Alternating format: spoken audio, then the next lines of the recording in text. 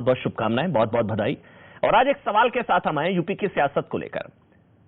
सवाल सीधा सा, महंत के साथ आएंगे जयंत, महंत के साथ आएंगे जयंत, शाह मनाएंगे जयंत मान जाएंगे? क्या अखिलेश यादव जाटलैंड में फंस तो नहीं गए हैं? और क्या अखिलेश यादव का जाट मुस्लिम समीकरण नाहिद हसन जैसे लोगों को टिकट देने की वजह से फेल हो रहा है? सवाल बहुत बड़े हैं और सवाल इसलिए भी है कि क्या यूपी की राजनीति में बहुत बड़ा बदलाव होने वाला है क्या? बहुत ध्यान से समझिएगा इस चीज को। क्या जाटों को धमकाने वाले गुंडों पर अखिलेश यादव की चुप्पी बीजेपी के लिए गेम चेंजर मौका साबित होने वाली है क्या?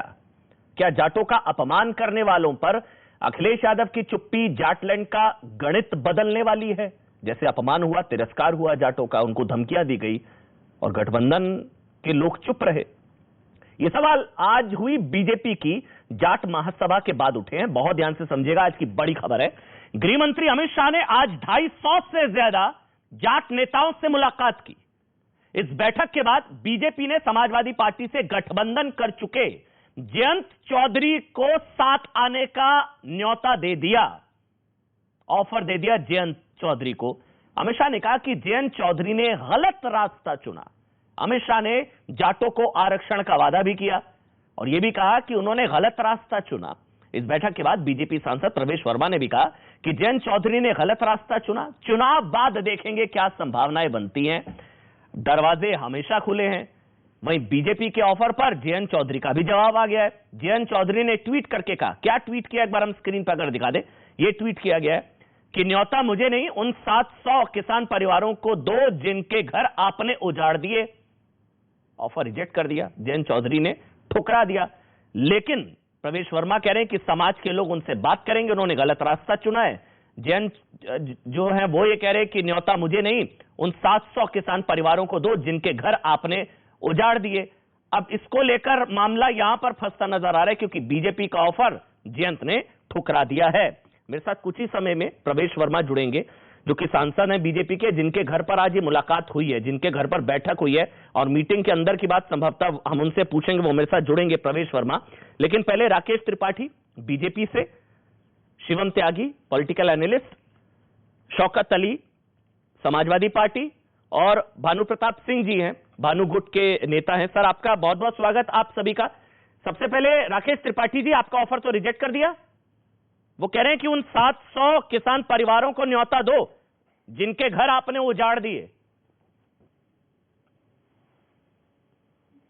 देखिए अमन जी, जयंत चौधरी जी धीरे धीरे करके लगातार जिस रास्ते पर बढ़ रहे हैं वहां पर राजनीतिक उनकी पराजय दिख रही है। जयंत चौधरी जी ने 2017 में भी गठबंधन किया था, लेकिन गठबंधन की गांठें खुल गई थी। चुनाव के दौरान बहुत सारे कैंडिडेट समाजवादी पार्टी और आरएलडी के आमने सामने हो गए थे। इस बार भी गांठें खुलती हुई शुरुआत में दिख रही है। बिजनौर में समाजवादी पार्टी का कैंडिडेट और आरएलडी का कैंडिडेट आमने सामने है। नहीं देखिए, जयंत चौधरी जी और कोई भी व्यक्ति उत्तर प्रदेश की बेहतरी के लिए, उत्तर प्रदेश में चौधरी कोई भी नहीं है ना, अगर कोई भी होते तो अमित शाह ऑफर नहीं देते। विकास के लिए आएंगे।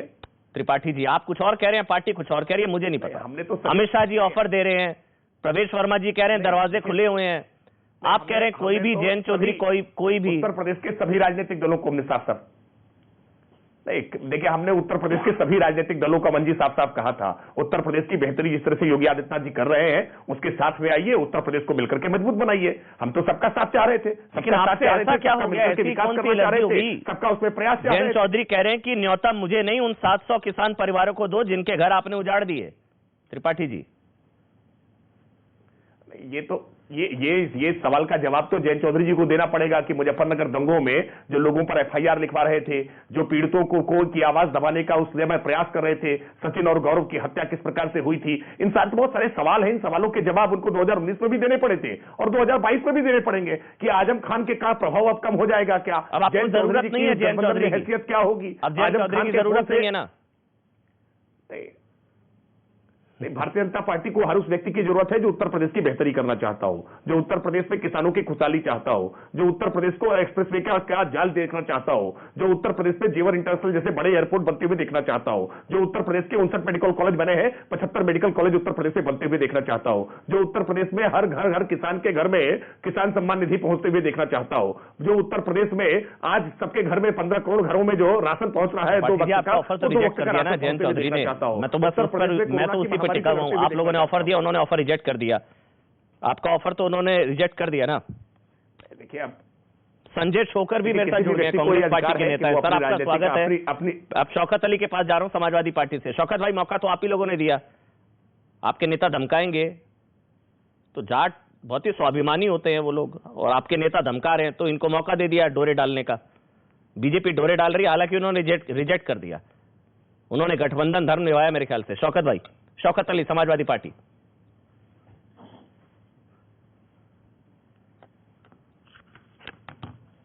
शौकत अली, आवाज आ रही है आपको? जी, आवाज आ रही है शौकत भाई? सवाल पूछूं? सवाल नहीं पहुंचा आप तक।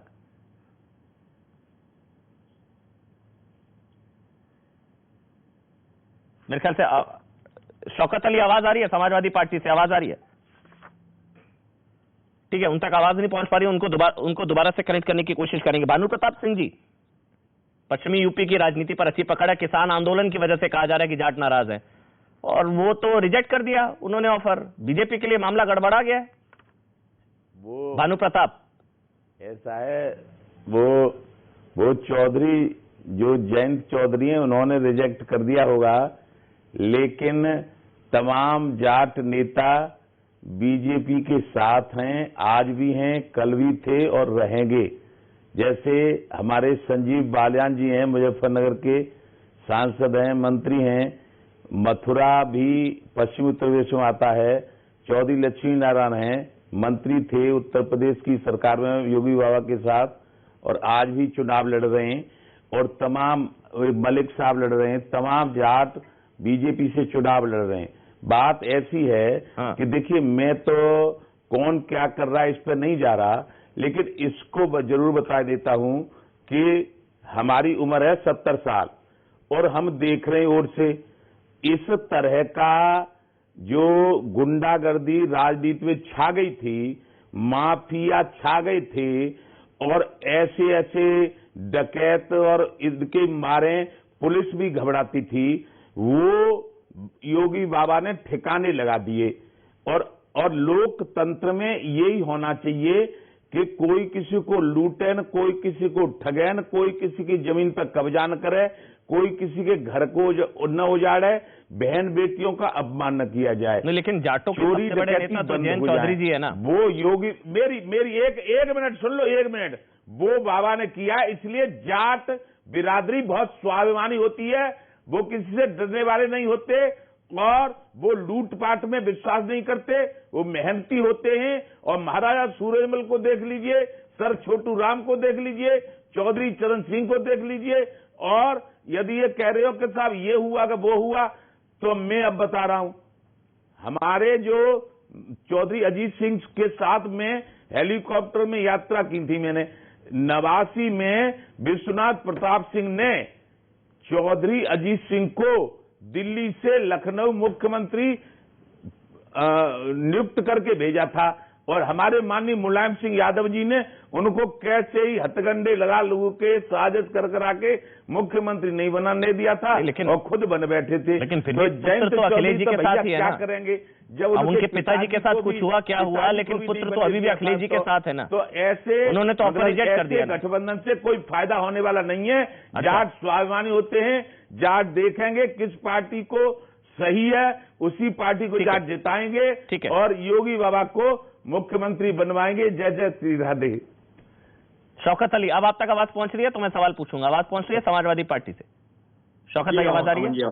जी शौकत भाई, सवाल मेरा ये, मौका भी तो आप ही लोगों ने दिया ना। आप जाटों ने हाथ बढ़ाया, आप लोगों ने धमकाया, और फिर बीजेपी को मौका हाथ लगाया। वो आप लोगों ने मौका दिया, उन्होंने लपक लिया। अब वो डोरे डाल रही है बीजेपी जयंत जी पर। अमन जी, मुझे लगता है ये जो धमकाने वाला प्रकरण था, उस पर न्यूज 18 ने तमाम वर्जन भी लिए हैं आदिल चौधरी जी के, और तमाम स्पष्टीकरण आ गए हैं। बयान भी बता दिया आदिल चौधरी जी ने कि किस संदर्भ में ये बात कही थी।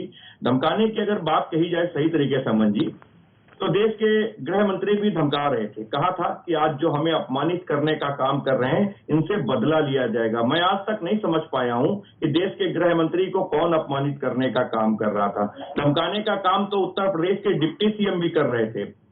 केशव प्रसाद मौर्य जी का आपको बयान याद होगा, उन्होंने कहा था कि उत्तर प्रदेश से हमने जाली जालीदार टोपी और लुंगी से निजात दिला दी। मुझे समझ में ये नहीं आ रहा था अमन जी कि उत्तर प्रदेश का जाली और टोपी वाला प्रत्येक व्यक्ति अपराधी तो नहीं होता, किस बात से निजात दिला दी। अरे आप कहते कि हमने अपराधियों से निजात दिला दी तो समझ में आ जाता। ये जाली और टोपी और ये लुंगी, ये मेरी आज तक लेकिन आपको ये लगता है, आपको लगता है कि शौकत अली, आपको लगता है कि नाहिद हसन जैसे लोगों को टिकट जो दिया आपने, और उनके जो समर्थक वो तो धमका ही रहे थे ना, वो 24,000 90,000 वो तो धमकी है ही। वो आदिल चौधरी की सफाई आ गई, वो सफाई जितनी मर्जी देते रहे, लेकिन नाहिद हसन जैसे लोगों को टिकट, वो नाहिद हसन जिसके समर्थक जाटों को धमका रहे कि तुम 24,000 हो, हम 90,000 हैं, उस वजह से हो सकता है कि आपका टिकट और जाटों में बंटवारा और इनको मौका मिल गया। अब समझे आप मेरा सवाल? जी अमन जी, मैं आपके सवाल जी, को जी, समझ बिल्कुल, गया जी। कि उस पर भी सफाई आ गई है, उस युवक के खिलाफ मुकदमा पंजीकृत हो गया, उसकी गिरफ्तारी हो गई, उसने माफीनामा भी कहा, यानी कि वो धमका रहा था। चलिए, ये स्वीकारोक्ति मुझे आज अच्छी लगी ईमानदारी से, यानी कि नाहिद हसन के लोग धमका रहे थे जाटों को। चलिए, ये अच्छा लगा मुझे। ये ईमानदारी से स्वीकारोक्ति राजनीति में बहुत कम है, और शौकत भाई इस मामले में ईमानदार है। शौकत भाई से बात सुन लेते, पूरी ईमानदारी से बात सुन लेते। उस युवक ने कह दिया कि मुझे एक फेक वीडियो आया था जिसके कारण मुझसे ये गलती हो गई। उसने अपनी गलतियों को स्वीकारा है और माफी मांगी है कि हमने गलती क्या धमकाने, गलती से धमका गया था, वो गलती से बता गया तो तुम 24,000 हो, हम 90,000 हैं, हम भूस भर देंगे, गलती से बता दिया, वो गलती से भूस भर देता जाटों में। अपराधियों की एक फहरिस्त बता रहे थे, मैंने सुन लिया आपकी बात को। अब मैं पूछना चाहता हूं अपराधियों के फहरिस्त नहीं, पहले मेरे सवाल पर रहिए ना एक मिनट। वो गलती से भूस भर देने की बात कर रहा था शौकत भाई, अगर आप समझा पाए। ये आदमी, इसको गिरफ्तार भी कर लिया गया। एक मिनट रुकिए शौकत, इसको गिरफ्तार कर लिया गया। ये कह रहा हम गड़बड़ी करने में मिनट नहीं लगाएंगे, अगर हमको वोट नहीं दिया तुम 24,000 हम 90,000 भूस भर देंगे। तो ये गलती से कह गया था, वो गलती से कह गया। सुन तो लीजिए, वो युवक स्वयं मीडिया के सामने आके, हाँ, थाने में खड़ा होके इस बात को स्वीकार रहा है कि मैंने गलती से। अब इस पे क्या चर्चा करोगे आप? अच्छा, मतलब नहीं, बात वो नहीं है। ये बात पता है क्या चर्चा, मैं बताता हूँ। ये अभी हाल है, सत्ता में गलती से आ गए तो क्या करेंगे जाटों के साथ, आप समझिए। मैं ये प्रोपेगेंडा, ये तो वीडियो बाहर आ गया, ऐसे कितने वीडियो होंगे शौकत भाई? चर्चा इसलिए जरूरी है, एक वीडियो बाहर आया है। जाटों से प्रॉब्लम क्या है? कल तक आप मान नहीं रहे थे, आज आप मान गए हैं, ये अच्छी बात है ईमानदारी से। कल तक आप मान नहीं रहे थे कि ये नाहिद हसन का आदमी है और नाहिद हसन के लोग धमका रहे हैं जाटों को, आज आप मान रहे हैं, मुझे अच्छा लगा। ईमानदारी अच्छी चीज है, लेकिन जाटों से प्रॉब्लम क्या है? इसलिए बीजेपी डोरे डाल रही है। सेट करेंगे, अब तो तय करना होगा ना कि वो नाहिद हसन जैसे लोगों के साथ है या दूसरी तरफ है। आप बात कर रहे हैं तो मैं सवाल खड़ा करूंगा, संगीत सोम जी कौन से गंगा जल से धुल कर आए? योगेश धामा कौन से गंगा जल से धुल के आए? नंद किशोर गुर्जर कौन से गंगा जल से धुल के आए? सुरेश राणा कौन से गंगा जल से धुल कर आए? जवाब दे दीजिएगा, फिर मैं शिवम त्यागी के पास जाऊंगा।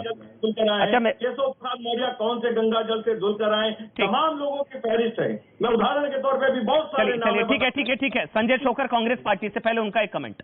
संजय छोकर कांग्रेस पार्टी से, उसके बाद शिवम भाई मैं आपके पास आऊंगा। संजय जी, ये जो डोरे डाल रही है बीजेपी पश्चिमी उत्तर प्रदेश में, क्या सीन लग रहा है? क्योंकि जाट किस तरफ है, उधर कॉम्बिनेशन है जाट मुसलमान, अखिलेश और आरएलडी, बीजेपी डोरे डाल रही है। देखिए, ये तो बीजेपी की पुरानी आदत है, बार बार वो टीवी चैनल पे या पूरे देश के सामने बात करते हैं, हम जातपात की धर्म की बात नहीं करते, हम चुनाव डेवलपमेंट पे, रोजगार पे, भ्रष्टाचार और जिस तरह उन पे नहीं लड़ते।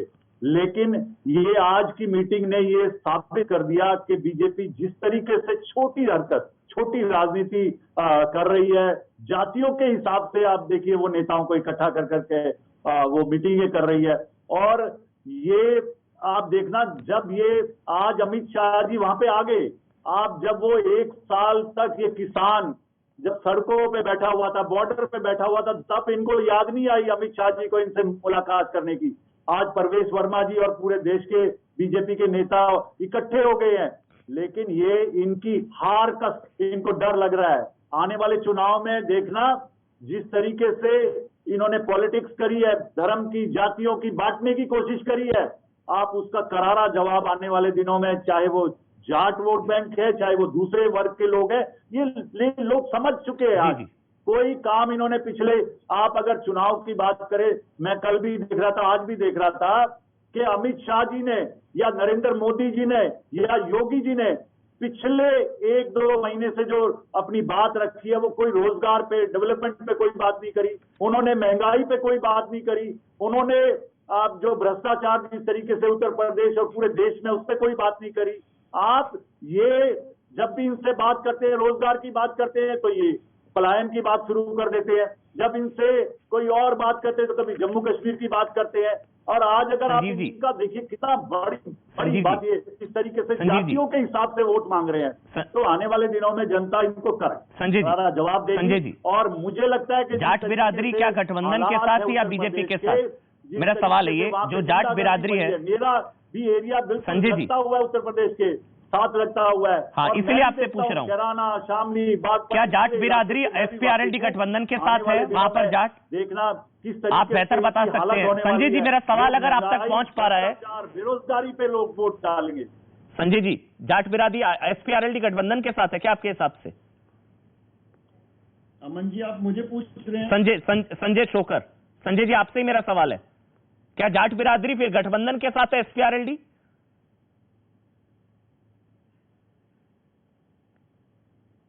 ठीक है, उन तक मेरे ख्याल से फिर से आवाज नहीं पहुंच पा रही। हालांकि बोल रहे थे वो हार का डर, जो रेस में होता है उसे ही हार या जीत का डर होता है। खैर, राकेश त्रिपाठी जी, हार का डर है इसलिए बैठ के चल रही हैं? नहीं, देखिए, भारतीय जनता फिर शिवा मारो, सभी राजनीतिक, सभी अलग अलग जो सामाजिक संगठन है, सभी सामाजिक संगठनों के साथ, सामाजिक प्रतिनिधियों के साथ हम लगातार संवाद करते हैं। इससे पहले ब्राह्मण प्रतिनिधियों के साथ मुलाकात की थी, जाट प्रतिनिधियों के साथ मुलाकात की है।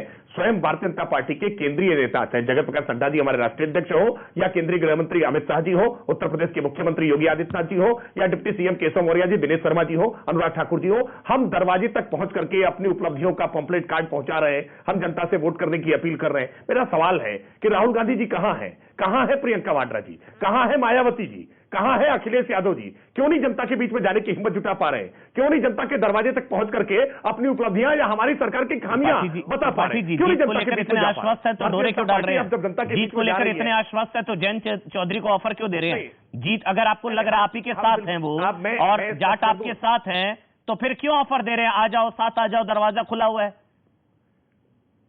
नहीं, बिल्कुल हमने कोई साथ नहीं लिया, हम बिल्कुल उनको कोई आमंत्रित नहीं कर रहे। पहली बात स्पष्ट कर दूंगा। नहीं, आमंत्रित किया है, आपने सुना नहीं है बयान? जाट बीजेपी के साथ जयंत ने गलत रास्ता चुना। नहीं, आप प्रवेश वर्मा ने कहा कि दरवाजे खुले हुए हैं, चुनाव के बाद भी संभावनाएं हैं।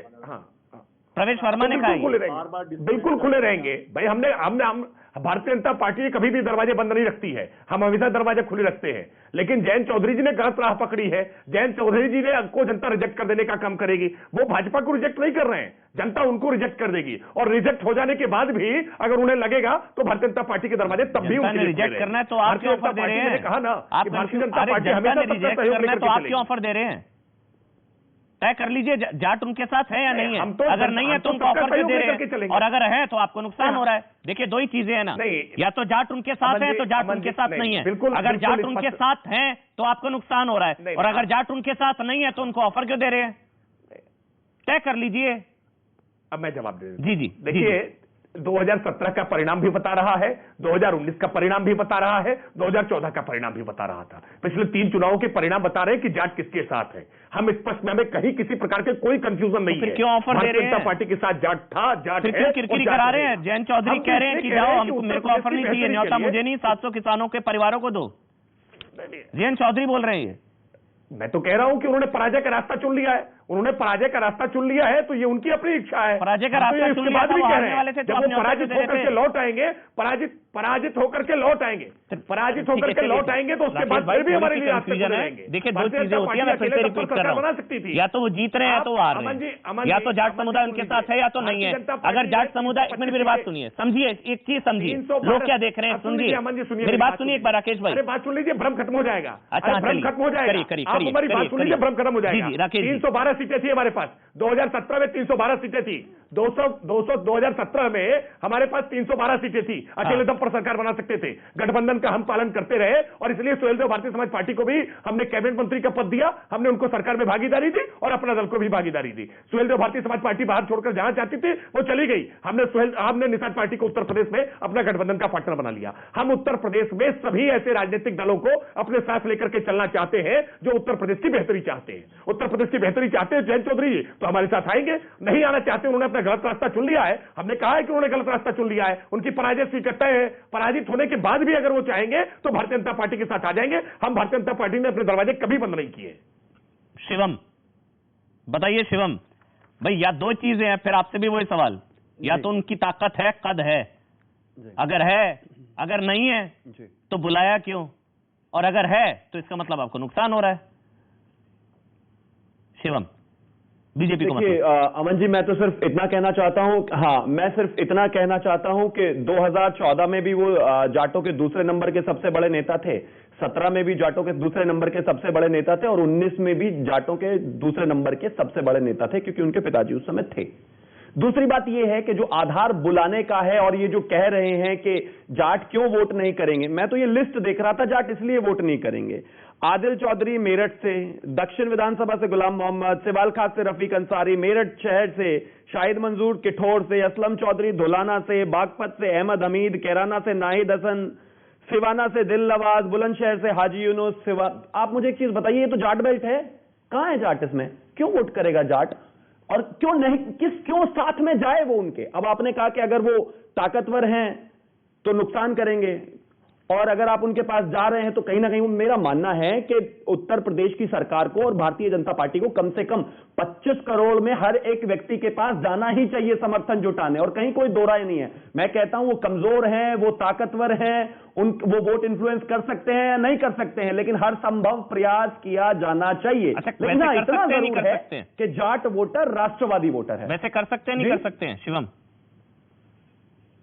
नहीं, अगर कर सकते होते तो अगर मगर क्या, आपको तो पता, आप बताइए आपके हिसाब से अगर मगर क्या होता है शिवम? कर सकते हैं, नहीं कर सकते हैं? अगर नहीं कर सकते होते तो अमित शाह नहीं कहते कि वो गलत जगह चले गए, अगर नहीं कर सकते होते तो प्रवेश वर्मा नहीं कहते कि दरवाजे खुले हुए हैं। अमन जी, 25 करोड़ में अगर 10 साल का एक बच्चा है भारतीय जनता पार्टी को, उसके पास भी जाना चाहिए कि भारतीय जनता पार्टी का झंडा लीजिए, खड़े होइए और प्रचार कीजिए। लेकिन 10 साल के बच्चे को गृह मंत्री ऑफर नहीं देते ना, 10 साल के बच्चे को गृह मंत्री देश के ऑफर नहीं देते ना कि गलत जगह चला गया। कैराना में आपके माननीय सांसद न्योता नहीं देते कैराना में तस्वीरें नहीं कि दरवाजा खुला हुआ है। 10 साल के बच्चे के साथ तस्वीर नहीं देखी कैराना में? नहीं, पार्टी में गठबंधन के लिए इनवाइट कर रहे हैं क्या? आपने किस तरह की शानदार तस्वीरें थी? हम तो गठबंधन के लिए इनवाइट इसलिए कर रहे हैं क्योंकि वो पॉलिटिकल फ्रंट है। पॉलिटिकल फ्रंट, वही तो कह रहे हो, तो नुकसान पहुंचाते या फायदा पहुंचाते? फायदा, नुकसान पहुंचाते तो बुला क्यों रहे थे? फायदा पहुंचाते तो नहीं आ रहे तो नुकसान होगा। नुकसान देखिए, नुकसान अगर पहुंचा सकते तो 3 चुनावों में पहुंचा लेते, लेकिन इसका ये बिल्कुल मतलब नहीं है कि उसके बाद वो नुकसान नहीं पहुंचा सकते तो ऑफर क्यों दे रहे थे? फिर नुकसान नहीं पहुंचा सकते तो क्यों बटोरे डाल रहे थे? हमारे साथ जो बड़ा फायदा होता, जो वोट हमारे साथ नहीं आए तो उनका नुकसान होगा। साथ लेकर चलिए। हाँ जी, क्या त्रिपाठी जी कुछ कह रहे हैं? क्या कह रहे हैं राकेश जी? क्या कह रहे हैं राकेश जी? नहीं, मैंने कहा कि अगर जयंत चौधरी जी हमारे साथ आते तो उनका फायदा होता, वो हमारे साथ नहीं आए हैं तो उनका नुकसान होगा। अच्छा, तो उनके फायदे के लिए उनको इनवाइट कर रहे थे आप? उनकी चिंता हो रही थी, अपनी चिंता नहीं थी? नहीं, हमने तो उत्तर प्रदेश, हम तो उदाहरण दे करके बता रहे हैं। सुहेल देव भारतीय समाज पार्टी के पास एक भी विधायक नहीं था, भारतीय जनता पार्टी के साथ आए तो उनके पास विधायक आ गए। हाँ, हम तो इसीलिए कह रहे हैं कि जयंत चौधरी जी के पास एक भी विधायक नहीं जीतेगा, हमारे साथ आते तो हो सकता है उनके 2-1 विधायक जीत जाते। भानु प्रताप जी, किसान आंदोलन, फिर एसपी-आरएलडी गठबंधन, तो पश्चिमी उत्तर प्रदेश में, और फिर जयंत चौधरी ने रिजेक्ट कर दिया ऑफर कि नहीं भाई मेरे को नहीं आना, 700 किसानों के परिवारों को न्योता दो। तो ये सारी चीजें तो बीजेपी के खिलाफ नहीं आई जा रही है? ऐसा है भाई साहब, वो आप कह रहे हैं वो सही है, लेकिन मैं आपको बता रहा हूं कि हमारे जो जाट बेल्ट हैं, वो जाट लोग राष्ट्रवादी छवि के लोग हैं, वो लूट पाट में, धोखाधड़ी देने में नहीं रहते कभी, और एक स्वाभिमानी प्रवृत्ति के हैं। जैसे महाराजा सूर्यमल थे, सर छोटू राम थे, हमारे स्वर्गीय माननीय चौधरी चरण सिंह जी थे, चौधरी अजीत सिंह थे, ये चौधरी महन सिंह टिकैत थे, इनकी अलग छवि होती थी। ये राष्ट्रवादी सोच के साथ रहते हैं। हमारे जयंत चौधरी ने क्या सोच के गठबंधन किया है, क्या नहीं किया, ये बात अलग है, लेकिन मैं आपको बता रहा हूं राष्ट्रवादी सोच, एक मिनट, राष्ट्रवादी सोच है भारतीय जनता पार्टी की, और देख लेना आप रिजल्ट ज्यादातर जाट, जैसे संजीव बालियान है, हमारे मंत्री हैं, हमारे इधर मथुरा में हैं चौधरी लक्ष्मी नारायण, तमाम हमारे जाट जो हैं एमएलए का चुनाव लड़ रहे हैं, ज्यादातर जाट। मैं गप सप तो मारता नहीं क्योंकि मैं राजनेता नहीं, मैं तो किसान हूं। मैं ज्यादातर जाट भारतीय जनता पार्टी के साथ रहेंगे, ये 100% सही बात है। चाहे कोई नाराज हो, चाहे कोई खुश हो, ये मैं नहीं जानता। और योगी बाबा का साथ ज्यादातर जाट देंगे, ये मुझे पूर्ण विश्वास है। बस इतना मैं जानता हूं। नहीं तो जयंत चौधरी के साथ नहीं है जाट?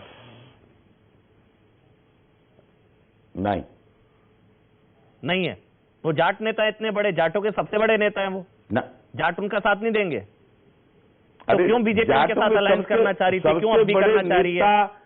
सबसे बड़े नेता के पिताजी के साथ ही जिन्होंने गठबंधन किया, उन्होंने बहुत बड़ा धोखा किया था 1989 में। तो भानु प्रताप जी बीजेपी क्यों डोरे डाल रही है? क्यों बीजेपी बुला रही है? क्यों कह रही है आ जाओ, दरवाजे खुले हुए हैं? अरे ये तो राजनीति है। जाट अगर साथ नहीं होते तो उनका कद नहीं होता।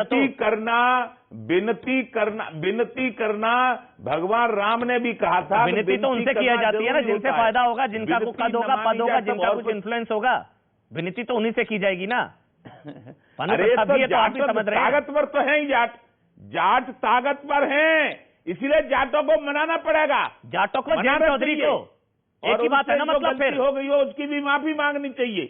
अच्छा मेरे साथ जी मेरे साथ संदीप चौधरी आरएलडी के नेता हैं, वो भी अच्छा वो अभी जुड़े नहीं है, उनको जोड़ने की लगातार कोशिश हो रही है। आरएलडी का पक्ष भी बहुत जरूरी है क्योंकि जयंत चौधरी ने हालांकि रिजेक्ट कर दिया है। लेकिन राकेश त्रिपाठी जी आप फिर मुस्कुरा रहे हैं, वही जो भानु प्रताप से मैंने सवाल पूछा था, उनका असर है या नहीं है? जयंत चौधरी का नुकसान होगा नहीं होगा, या कोई फर्क नहीं पड़ता? अब मैं तो स्पष्ट तौर पर फिर कह रहा हूं, जयंत चौधरी जी का असर कितना था 2014 में भी देखा है, 2017 में भी देखा है, 2019 में भी देखा है और 2022 में भी दिख जाएगा। हम तो फिर कह रहे हैं वो भारतीय जनता पार्टी के साथ अगर आ गए होते तो शायद उनका असर कुछ बन जाता। भारतीय जनता पार्टी के साथ नहीं आए हैं, जनता उनको रिजेक्ट करने का काम करेगी क्योंकि बहू बेटी का सम्मान सबसे ज्यादा महत्वपूर्ण है और बहू बेटी का सम्मान समाजवादी पार्टी के साथ सुरक्षित नहीं सकता, वो भारतीय जनता पार्टी के साथ सुरक्षित रहेगा। भारतीय जनता पार्टी ही बहू बेटियों का सम्मान करना जानती है। भारतीय जनता पार्टी के कार्यकाल में जिस तरह से हमने जो कार्यक्रम चलाए हैं, जो योजनाएं चलाई हैं और जिस तरह से गुंडे माफियाओं पर प्रहार किया है, मुकीम काला और मुस्तकीम काला जैसे लोगों के आतंक से निजात दिलाने का काम किया है। वरना नाहिद हसन जैसे लोग किस प्रकार के हिस्ट्री सीटर हैं, किस प्रकार के अपराधी हैं, इनका किस प्रकार का खौफ है, कुछ तो अभी वानगियां दिखाई पड़ी हैं। आपके चैनल पर अभी उन्होंने स्वीकार किया शौकत जी ने कि हां अभी चुनाव से पहले ही धमका रहे कि तुम 24,000 हो, हम 90,000 है। यही धमकाने का क्रम समाजवादी पार्टी के शासनकाल में होता रहा है। भारतीय जनता पार्टी की सरकार आने के बाद इस प्रकार के स्वर देने वाले लोग गले में तख्तियां लटका करके थाने पहुंच करके आत्मसमर्पण कर रहे थे। उत्तर प्रदेश की जनता अपने जान माल की सुरक्षा चाहती है, अपने खेतों की सुरक्षा चाहती है, अपनी उपज की सुरक्षा चाहती है, अपने खेतों पर कब्जा नहीं होने देना चाहती और इसके लिए भारतीय जनता पार्टी योगी आदित्यनाथ जी एकमात्र विकल्प है। बाबा का बुलडोजर सबको पसंद है, वो जाट हो या गुर्जर हो, ब्राह्मण हो या बनिया हो, बाबा का बुलडोजर सबको पसंद है। तो जयंत जी ने बुलडोजर चला दिया आपकी उम्मीदों पर, उस पर तो एक कमेंट करिए।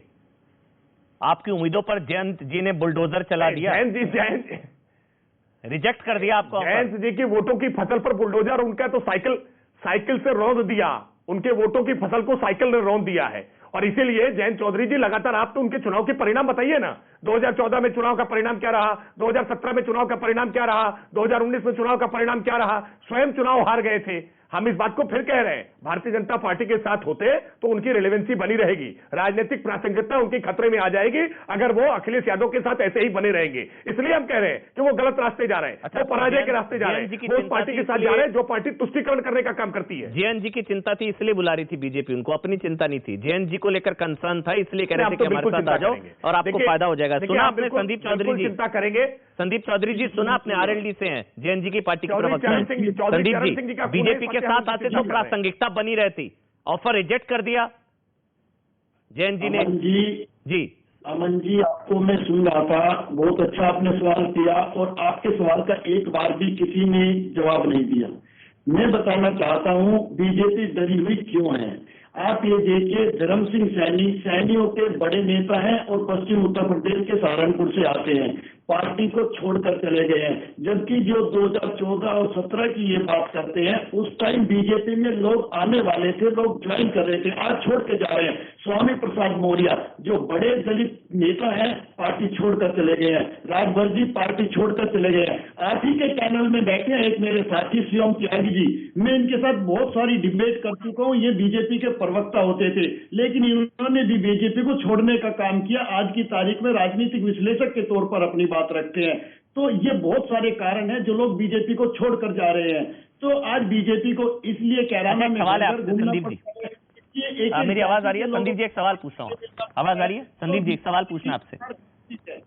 हाँ संदीप जी, ऐसी क्या मजबूरी है कि इतना तिरस्कार, इतनी बेइज्जती, इतनी धमकियां और इतना विश्वासघात, धमकियां, तिरस्कार के बावजूद भी आप, क्योंकि जहां आजम खान की चल रही है, जैन जी की चल नहीं रही है टिकट बंटवारे में और सारी चीजें हैं, फिर भी आप उन्हीं के साथ बने हुए हैं, ऐसी क्या मजबूरी है? देखिए अब तो धमकियां पता भी लगी, वो तो धमका रहे थे 24,000 90,000 कि आप लोग 24,000 है, वो 90,000 है, तब भी आप बने हुए, इतना तिरस्कार, ऐसी क्या वजह है, मजबूरी क्या है संदीप जी? अमन जी बहुत अच्छा सवाल है आपका। देखिए हमारा तिरस्कार कब हुआ? हमारा तिरस्कार कब हुआ? जब देश के गृह मंत्री के बेटे ने हमारे ऊपर गाड़ियां चढ़ा दी। हमारा तिरस्कार जब हुआ जब इनका लोनी का विधायक हमें ये कहता है कि ये आतंकवादी हैं, ये गद्दार हैं। हमारा तिरस्कार जब हुआ जब हमारी सिखों की पगड़ी देख करके हमें खालिस्तानी कहा गया। हमारा तिरस्कार जब हुआ जब हमारे किसानों के ऊपर जिनके सर पे गोल टोपी थी उन्हें आतंकवादी कहा गया। इन्हें कभी भी पगड़ी में भगत सिंह दिखाई नहीं देता, इन्हें गोल टोपी में कलाम साहब दिखाई नहीं देते। तो हमारा तिरस्कार कब नहीं हुआ आप ये बताइए? आपका तिरस्कार तब नहीं हुआ जब आपको गिनती दिखाई कि तुम 24,000 हो, हम 90,000 हैं। आपका तिरस्कार तब नहीं हुआ कि जब वहां पर हाय है मोदी मर जा तू के नारे लगाए गए। आपका तिरस्कार तब नहीं हुआ कि इंदिरा ठोक दी, मोदी क्या चीज है, ये सब बोला गया। आपका तिरस्कार तब नहीं हुआ कि जगतार सिंह हवारा से लेकर खालिस्तान जिंदाबाद के नारे लगाए गए। आपका तिरस्कार तब नहीं हुआ जब भिंडरावाला की रिहाई की मांग की गई। छोड़िए ना, उस तरफ जाएंगे तो और फंसेंगे। अभी की बात कर रहा हूं, अभी तो धमकियां लाइव हैं, धमकियां लाइव हैं। आप नाहिद हसन के साथ है, मतलब अब आप नाहिद हसन जैसे लोगों के साथ है ना। तो लाल किले पर चढ़ गया था। आज हम अच्छा एक मिनट, मैं सबको रोक रहा हूं। मेरे साथ प्रवेश वर्मा जी अब जुड़ चुके हैं लाइव। प्रवेश जी आवाज आ रही है आपको? जी आ रही है। नमस्कार प्रवेश जी, स्वागत है आपका न्यूज 18 इंडिया में। सर आज आपके घर पर बैठक हुई, मुलाकात हुई। बस एक शुरुआत कर रहा हूं एक ट्वीट से जो अभी जयंत चौधरी जी ने किया है, आपने संभवतः पढ़ लिया होगा सर। उन्होंने ट्वीट किया कि न्योता मुझे नहीं उन 700 किसान परिवारों को दो जिनके घर आपने उजाड़ दिए। रिजेक्ट कर दिया सर ऑफर। प्रवेश जी देखिए, हमने ना तो कोई उनको ऑफर दिया है, ना हमने कोई ऐसे कोई अपना न्योता दिया है। हमने तो माननीय गृह मंत्री जी ने एक केवल इतनी बात करी थी कि उन्होंने एक गलत घर का रास्ता चुन लिया है और केवल इतना ही बोला है। अब आप वो इस बात को खुद ही न्योता मान लें और ऑफर मान लें, तो ऐसा पार्टी की तरफ से कोई न्योता ऑफर नहीं है। और वो क्योंकि युवा नेता हैं, एक अच्छे परिवार से, ऐसे परिवार से ताल्लुक रखते हैं जिनका किसानों के लिए वो अपना संघर्ष रहा है, उसका इतिहास है। तो अभी भविष्य में 1 साल बाद, 2 साल बाद कभी भी वो हमारे साथ में आना चाहेंगे तो उनका स्वागत है। केवल इतनी बात बोली तो वो आज ही आए, आज ही हमने उनको न्योता दिया, ऐसी कोई बात नहीं है। मतलब वो भविष्य में आए, अभी भी स्वागत है, आप ये कह रहे हैं? हाँ, तो हम कोई भी कोई अच्छे व्यक्ति, अच्छे युवा नेता को हम अपना क्यों मना करेंगे? अगर वो आना चाहेंगे, उनकी नीतियां, वो भी किसानों के लिए कुछ करना चाहते हैं। हमारी पार्टी भी किसानों के लिए काम करती है, वो भी पश्चिमी उत्तर प्रदेश जाट समाज के लिए, वहाँ के किसानों के लिए, जो मगर वो समाजवादी पार्टी के साथ अलायंस करके ये सब नहीं कर सकते, क्योंकि समाजवादी पार्टी का इतिहास रहा ही नहीं है। तो वो उन्होंने इसलिए गलत रास्ता चुना। अब वो आंकड़े अगर उनको समझ आ रहे होंगे कि उनके साथ में अलायंस करके आंकड़े फिट बैठते होंगे, तो वो गणित एक अलग है। मगर वो उसके साथ रहकर, समाजवादी पार्टी के साथ रहकर समाज का कुछ भला कर पाएंगे, किसानों का कुछ भला कर पाएंगे, उन्होंने ऐसा नहीं सोचा। और चुनाव परिणाम के बाद भी कोई संभावना, क्योंकि आपने ये भी कहा कि समाज के लोग उनसे बात करेंगे, तो क्या चुनाव के बाद भी कोई पॉसिबिलिटी है क्या प्रवेश जी? देखिए, एक तो हमारी वहाँ पर भारतीय जनता पार्टी की पूर्ण बहुमत से सरकार बनेगी। पूर्ण बहुमत से सरकार बनने के बाद भी वो अगर हमारी सरकार के साथ में काम करना चाहेंगे तो उनका स्वागत रहेगा। आज जो बैठक हुई उसमें अगर आप कुछ बता पाए, क्या क्या 250 से ज्यादा जाट नेता वहां पर पहुंचे, आपकी मुलाकात हुई, बात हुई, पश्चिमी उत्तर प्रदेश को लेकर कुछ आश्वासन? पूरे देखिए, सभी ने अपनी जो बातें उनके दिल में थी वो सारी बातें माननीय गृह मंत्री जी के सामने रखी और एक पूरी बैठक ये पंचायत के रूप में बैठे, जैसे गांव में होती है वैसी बैठक हुई है। और माननीय गृह मंत्री जी ने सभी की बात सुनकर उनको ये विश्वास दिलाया और ये भी कहा कि मैं आपके समाज का ऋणी हूँ। प्रधानमंत्री मोदी जी ने भी, मैंने कई बार उनको सुना ये बोलते हुए कि वो इस समाज के ऋणी हैं कि 90% इस समाज ने हर चुनाव में भारतीय जनता पार्टी का समर्थन किया है। तो वो समाज की जो भी तकलीफें हैं, शिकायतें हैं, नाराजगी हैं, उसको अपना समय समय पर दूर करेंगे। जाट आरक्षण को लेकर भी कुछ बात हुई? जाट आरक्षण को लेकर भी बात हुई। वहाँ यहाँ के जो हमारे समाज के प्रतिनिधि है उन्होंने अपनी बात रखी। गन्ना मूल्य को लेकर भी अपनी बात रखी। चौधरी चरण सिंह जी को भारत रत्न देने के लिए भी अपनी बात रखी। तो माननीय गृह मंत्री जी ने कहा कि ये सारी बातें पहले से मेरे दिल में हैं और जैसे जैसे समय आने पर वो अपना कार्रवाई करेंगे। अच्छा, एक सवाल प्रवेश जी, आपने कहा कि गणित उनको सूट कर रहा होगा इसलिए उन्होंने, वो कह रहे हैं न्योता, आपने कहा न्योता दिया ही नहीं, वो कह रहे हैं मुझे न्योता नहीं चाहिए। तो गणित उनको, ये गणित क्या आपको नुकसान पहुंचाएगा? ये जाट मुस्लिम कॉम्बिनेशन जो है पश्चिमी उत्तर प्रदेश में, ये जो कहा जा रहा है कि ये आपके लिए बड़ा घातक है, जाट मुस्लिम साथ आ गए हैं और ये कॉम्बिनेशन हो गया अगेंस्ट यू, तो ये आपके लिए कोई चिंता का विषय? देखिए, जाट समाज अभी तक मुजफ्फरनगर दंगों को भूला नहीं है और ना कभी भूल पाएगा। और समाजवादी पार्टी में ये सब हुआ था और हजारों बच्चों के ऊपर में केस दर्ज हुआ था, कईयों की जान गई थी, कईयों को उत्तर प्रदेश से अपना घर छोड़कर जाना पड़ा था। अगर सभी के केस खत्म हुए तो वो केवल हमारी सरकार के कारण ही खत्म हुए, वरना आज भी सारे कोर्ट कचहरी के धक्के खाते रहते। तो समाजवादी पार्टी में कोई न्याय किसी को कभी मिल पाएगा, ऐसा कभी किसी को कोई गलतफहमी नहीं है। और जाट और मुसलमान वहां पर एक हो ही नहीं सकता, किसी भी सूरत में, किसी भी विधानसभा में नहीं हो सकता। ये मैं आपको आज बताना चाहता हूँ। अलायंस के बावजूद बेशक एसपी आरएलडी साथ आ गए हैं, जयंत जी अखिलेश जी के साथ चले गए हैं, फिर भी नहीं।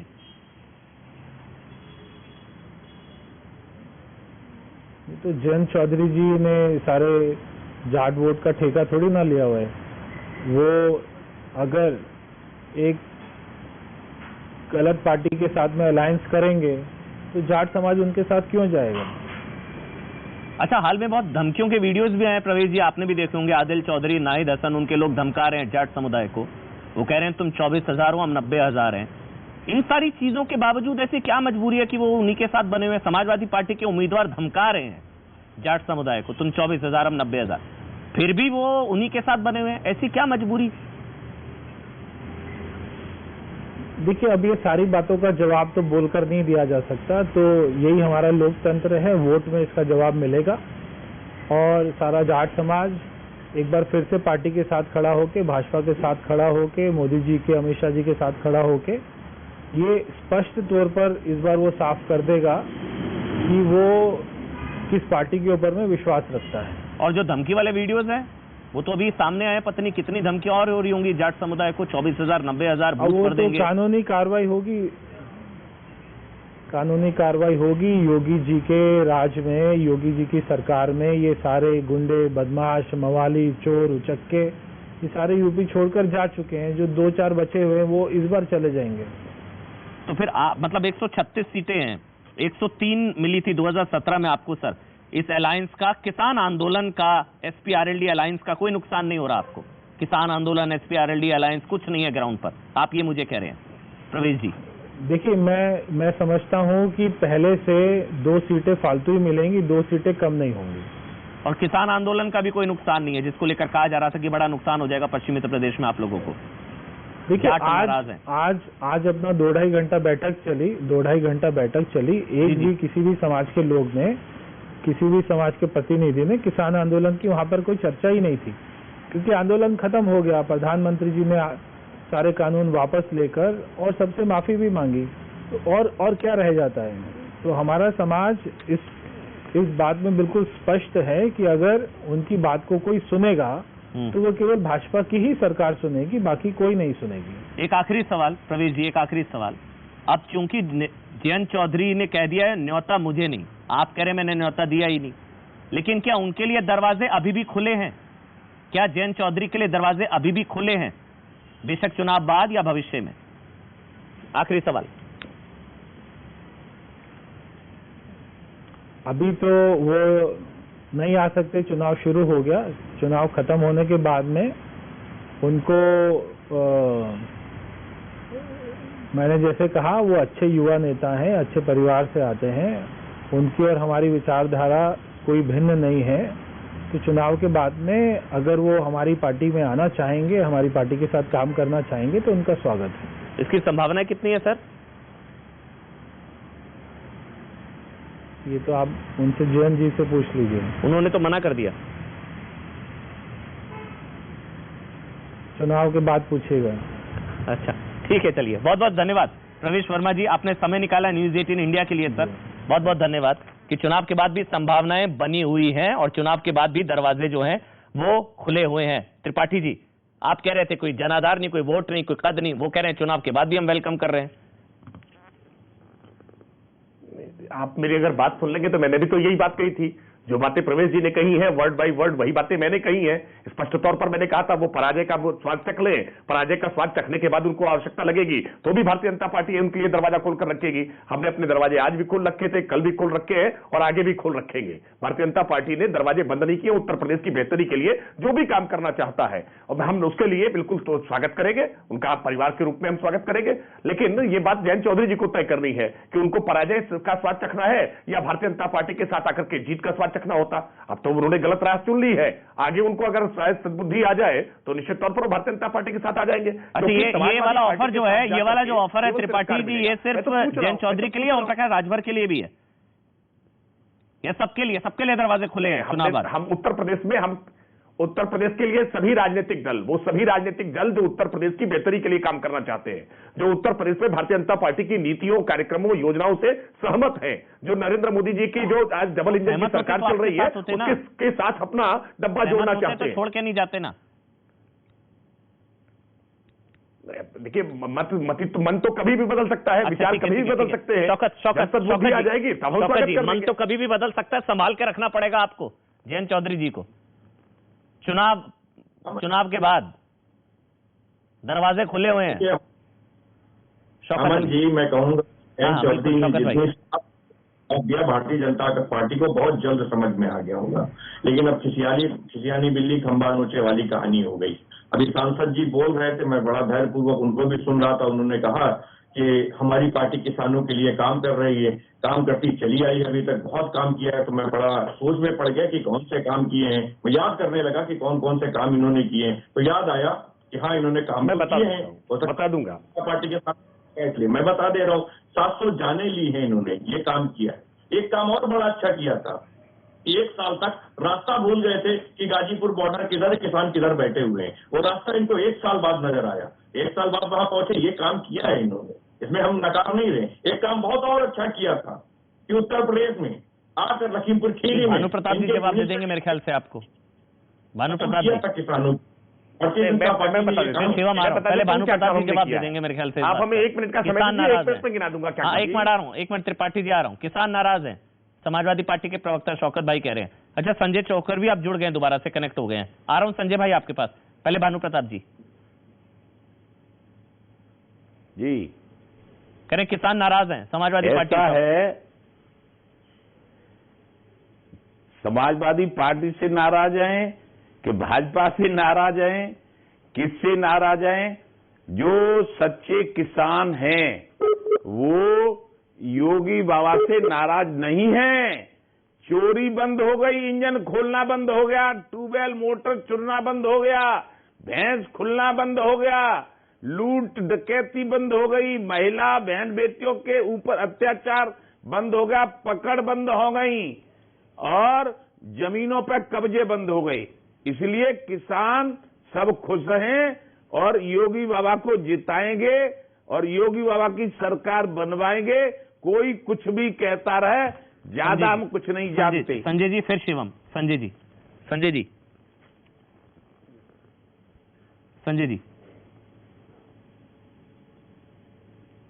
सर म्यूट है, अनम्यूट कर दीजिए सर। आ रहा हूं। अब आ रही है आवाज? आगे आवाज आ गई। फिर शिवम आपके पास आपकी कमेंट के लिए। संजय जी जी बोलिए। अभी प्रवेश वर्मा से हमने बात करी, वो कह रहे हैं कि अभी भी दरवाजे खुले हुए हैं जयंत चौधरी के। चुनाव बाद कुछ भी हो सकता है। हाँ बिल्कुल। देखिए मैंने पूरी डिबेट सुनी और बीच में क्या हुआ, मेरा आवाज नहीं आ रही थी, वो डिस्कनेक्ट हो रहा था बार बार। कोई नहीं सर, दोबारा से कनेक्ट कर लिया आपको। लेकिन मैं सिर्फ ये बताना चाह रहा हूँ कि जो मैंने सबकी बातें सुनी, आज आप किसी समाज के बारे में जाट, गुजर या ब्राह्मण या अलग अलग बात करेंगे तो मुझे लगता है ये बिल्कुल सही डिबेट नहीं है। आज जाट जो है वो अलग अलग हालात है। आप देखिए कैराना में जो जाट है वो कहीं और अलग तरीके से वोट डालेगा, शामली में जहाँ पे दोनों कैंडिडेट। चलिए सर, समय का अभाव है इसलिए मुझे बीच में काटना पड़ा, माफी के साथ। छोटा सा ब्रेक ले रहे हैं।